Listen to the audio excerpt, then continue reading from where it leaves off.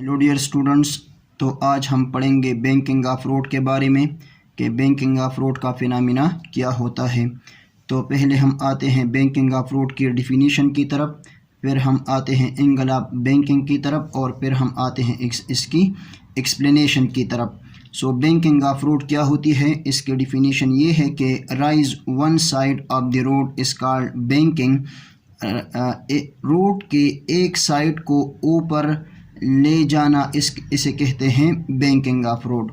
Road के एक side को ऊपर ले जाना इसे कहते हैं banking of road. Angle of banking क्या होती है? The angle eight which the road is banked is called angle of the banking. जिस एंगल से रोड के एक साइड को ऊपर लिया जाता है तो उस एंगल जिससे रोड को ऊपर लिया जाता है उस एंगल को कहते हैं angle of banking. So the angle eight which the road is banked is called angle of the banking. अब हम आते हैं इसकी एक्सप्लेनेशन की तरफ। ये अगर हमारे पास एक स्ट्रेट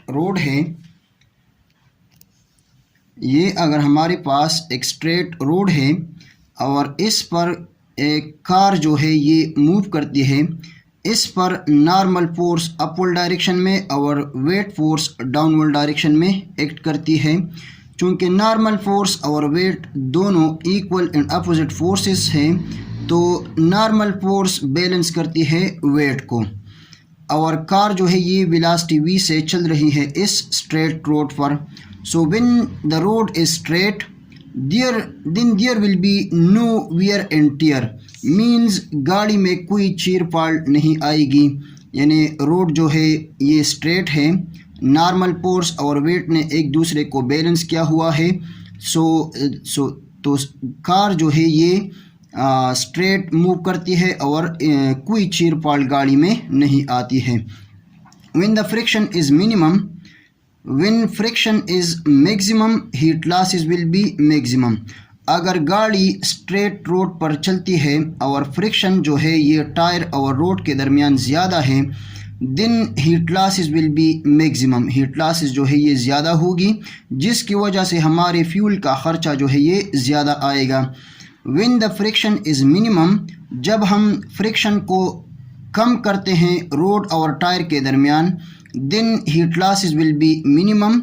हीट लॉसेस जो है ये कम होगी और हमारा फ्यूल का जो ख़र्चा है ये कम आएगा।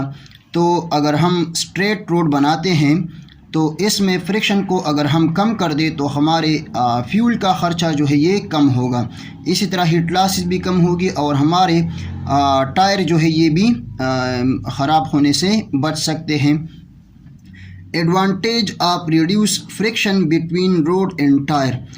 अब फ़ायदा क्या होगा अगर हम फ्रिक्शन को कम कर दें रोड और टायर के दरमियान? सो इसका फ़ायदा ये आ जाएगा कि heat losses will be minimum, यानी हीट लॉसेस जो है ये भी रिड्यूस हो जाएगी। अब हम आते हैं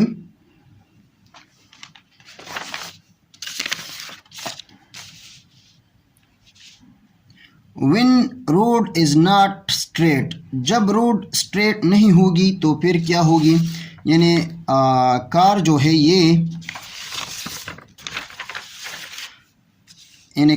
है ये अब सर्कुलर पाथ में मूव करती है।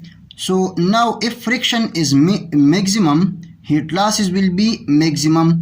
अगर ये कार है और ये सर्कुलर पाथ में मूव करती है तो नॉर्मल फोर्स इस कार पर अपवर्ड डायरेक्शन में और वेट जो है ये डाउनवर्ड डायरेक्शन में एक्ट करती है इस कार पर।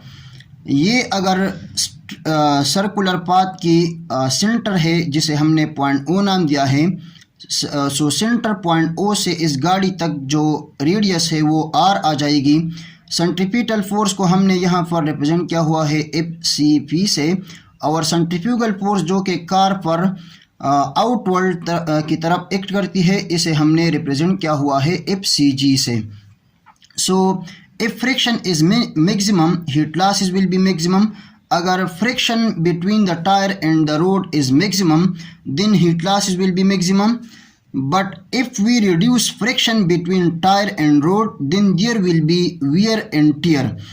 और अगर हम फ्रिक्शन को कम कर दे टायर और रोड के दरमियान, then there will be heat losses, then there will be wear and tear between the car and tire, यानी गाड़ी में चीर फाड़ आ जाएगी, because frictional force provide centripetal force to the car, यानी सेंट्रीपिटल फोर्स जो है ये गाड़ी को मुहैया करती है फ्रिक्शनल फोर्स, और यहाँ पर अगर हम फ्रिक्शन को कम कर दें तो सेंट्रीपिटल फोर्स जो है ये गाड़ी को मुहैया नहीं होगी, और सेंट्रीफ्यूगल फोर्स की वजह से गाड़ी जो है ये रोड के आउटसाइड जो है ये गिर जाएगा, तो हमारे पास वियर एंड टियर आएगी। वियर एंड टियर की वजह से हमारा जो गाड़ी है ये भी ख़राब होगी और इसी तरह रोड को भी नुकसान होगा। सो अगर हम फ्रिक्शन को ज़्यादा कर दें तो हमारे फ्यूल का ख़र्चा ज़्यादा होगा, टायर भी ख़राब होंगे, और अगर हम फ्रिक्शन को कम कर दें तो गाड़ी में वियर एंड टियर आएगी, तो हम अपने फ्यूल का ख़र्चा भी जो है ये कम करवाना चाहते हैं, और गाड़ी जो है इसे सेंट्रीफ्यूगल फोर्स भी मुहैया करना चाहते हैं। तो इस दोनों को बचाने के लिए हम एक फिनोमेना को अपनाते हैं जिसे कहते हैं बैंकिंग ऑफ रोड। तो ये अगर हमारे पास एक स्ट्रेट रोड है और इसके एक साइड को हमने ऊपर लिया हुआ है, तो रोड के एक साइड को ऊपर ले जाना इसे कहते हैं बैंकिंग ऑफ रोड। ये हमारे पास एक स्ट्रेट रोड है जिसकी एक साइड को हमने ऊपर लिया, तो इसे कहते हैं बैंकिंग ऑफ रोड, और ये जो एंगल थीटा बनती है इसे कहते हैं एंगल ऑफ बैंकिंग। नाउ अगर ये कार मूव करती है इस रोड पर नीचे की तरफ, तो नॉर्मल फोर्स जो है ये गाड़ी पर अपवर्ड डायरेक्शन में, और वेट जो है ये डाउनवर्ड डायरेक्शन में एक्ट करती है इस कार पर। इस नॉर्मल फोर्स के दो कंपोनेंट्स बनते हैं, एक एफ एन कास थीटा और एक F N sine theta. Centrifugal force जो है ये कार पर एक्ट करती है आउटवर्ड साइड की तरफ।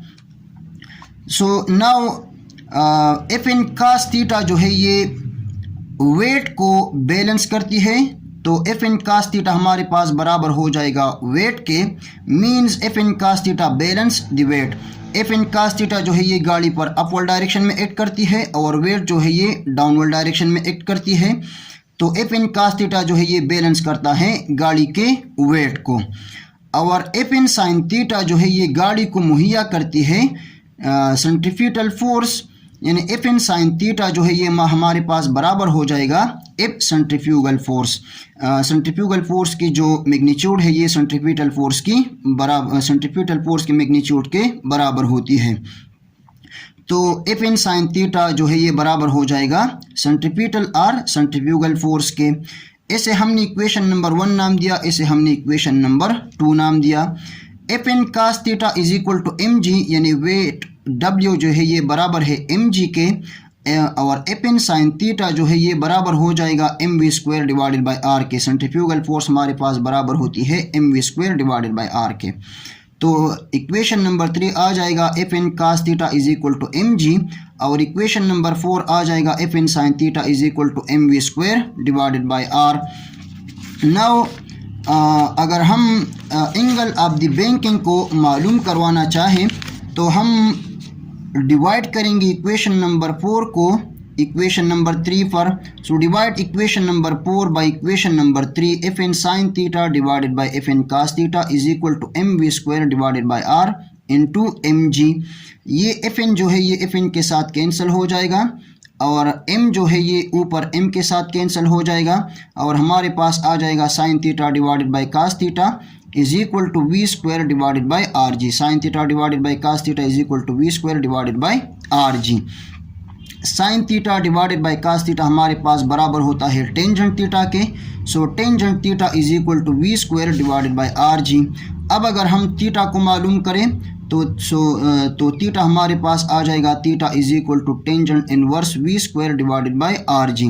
सो knowing the values of v, r and g we can find out the angle theta at which the road is banked। Now अगर हम गाड़ी के स्पीड को मालूम करवाना चाहें तो इस आर जी को हम मल्टीप्लाई करेंगे इस टेंजेंट थीटा से, सो वी स्क्वायर हमारे पास बराबर हो जाएगा V square is equal to R G tangent theta. अब अगर हम दोनों साइड का रेडिकल ले लें तो स्क्वायर जो है ये रेडिकल के साथ कैंसिल हो जाएगा और v हमारे पास आ जाएगा v is equal to under root R G tangent theta. With the help of this formula we can find out the speed of a car. By knowing the values of R G and theta we can find out the speed of a car. तो हम car के speed को इस formula की मदद से मालूम कर सकते हैं और एंगल ऑफ बैंकिंग को इस फार्मूला की मदद से हम मालूम कर सकते हैं।